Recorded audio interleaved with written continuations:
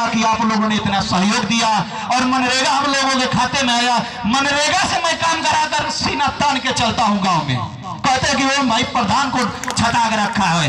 दो पॉकेट से मुझे पता है कि जहां पॉकेट से तो मैं पाक काम लगाया हूं, आप भी लगाइए।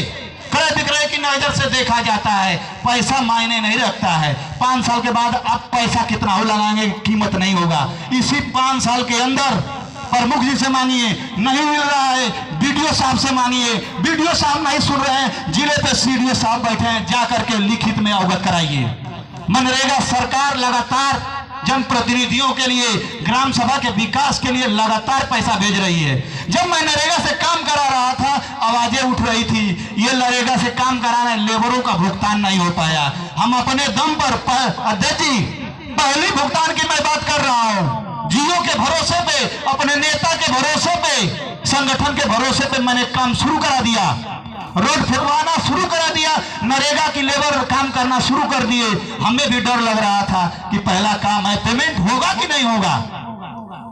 प्रमुख से लेकर विकास खंड अधिकारी सभी लोग हमारे खिलाफ हैं, होगा कि नहीं होगा। अगर नहीं होगा तो सैकड़ों की संख्या में मैं लेबर से रोड फेंकवा रहा हूं, मैं कहां से पेमेंट करूंगा। दिल डर रहा था, लेकिन हौसला हमारा काबिज था और उस हौसले के बदौलत हमने रोड को फेंकवाया। जब पेमेंट की बारी आई, 50 किस्म के बहाने हुए।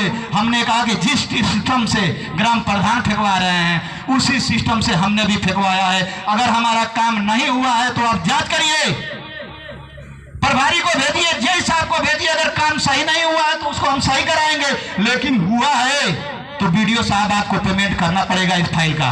और बीडीओ साहब ने पेमेंट किया। जब एक पेमेंट हुआ तो हमारे हौसले में बुलंदी आ गई और उसकी के चलते हमने 4 नरेगा से काम कराया, पेमेंट भी कराया। और किसी लेबर का गांव में ये नहीं कहे वो भाई ने पेमेंट नहीं कराया, सारे खाते में हमने पैसा ब्लॉक से भिजवाया।